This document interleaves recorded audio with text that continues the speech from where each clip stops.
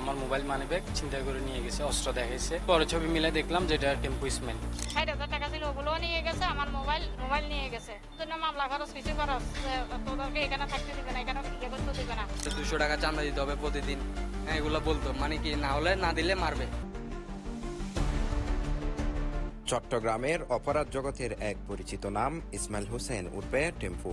পুলিশের হাতে গ্রেপ্তার হয়েছেন একাধিকবার, ক্রসফায়ারে হয়েছেন পঙ্গু।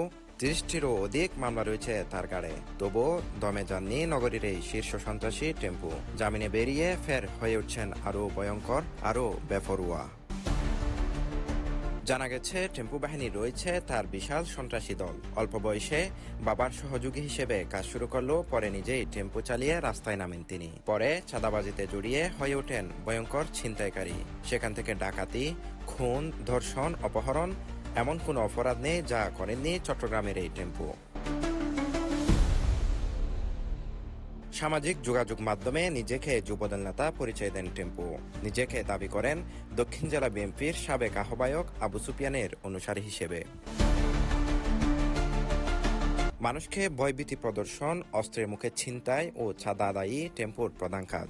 চাহিদা মতো টাকা না পেলেই ট্রিগারে আঙুল রাখে সে।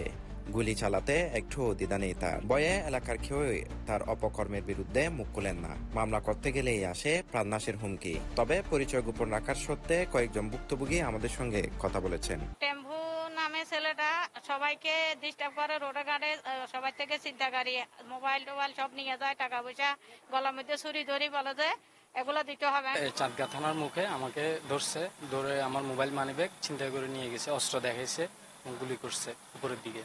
আমি শুনছি, পরে ছবি মিলে দেখলাম যে এটা টেম্পো স্মেল।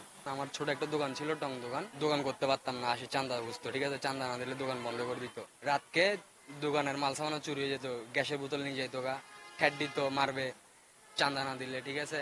এগুলা মনে করেন ওই টেম্পু ইসমাইলের ওনার ছেলেবেলেরা আর কি, উনি আসতো না, ওনার ছেলেবেলেরা আসতো, আসি ঠ্যাটমেট দিত, ঠিক আছে, 200 টাকা চাঁদা দিতে হবে প্রতিদিন, হ্যাঁ এগুলো বলতো, মানে কি না হলে না দিলে মারবে, দোকান বন্ধ করে দিয়ে জায়গা, এগুলো বলতো, ঠিক আছে। স্থানীয় সূত্রে জানা গেছে টেম্পুর আসল বাড়ি কুমিল্লার 14 গ্রামে হলেও বহু বছর আগে স্থায়ী হন চট্টগ্রামে।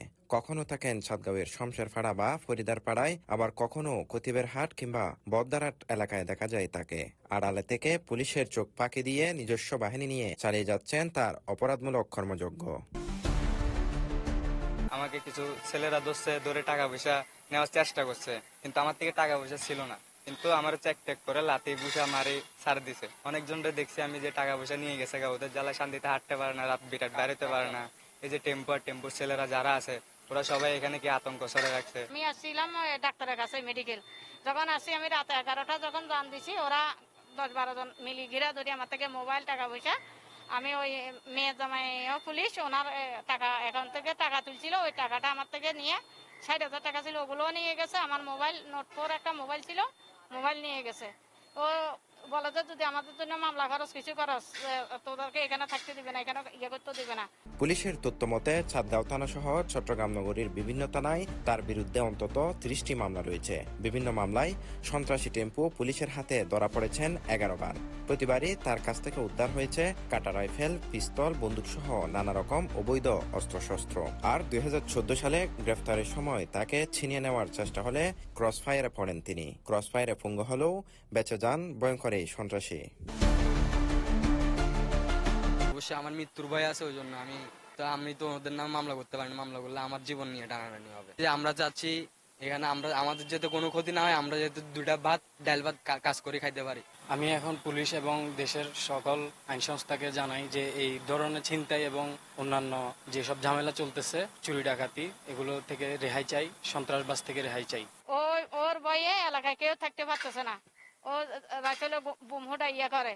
এখন আমি বাংলাদেশ সরকারের কাছে বিচার চাই, আমরা যেন রোডে ঘাটে ভালো করে চলতে পারি, মা বোন ইজ্জত নিয়ে চলতে পারি।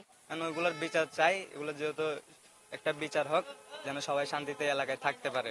আর ওনার বিচারটা হইলেই ভালো হবে, কারণ এই এলাকায় আতঙ্ক ছড়া যাইতেছে বেশি। সর্বশেষ গত 21 জুলাই চাঁদগাঁওয়ের কতিবের হাট এলাকায় দখলদারিত্ব ও আধিপত্য বিস্তারকে কেন্দ্র করে দুই গ্রুপের মধ্যে গোলাগুলির ঘটনা ঘটে। সেই ঘটনায়ও উঠে আসে টেম্পু ইসমাইলের নাম।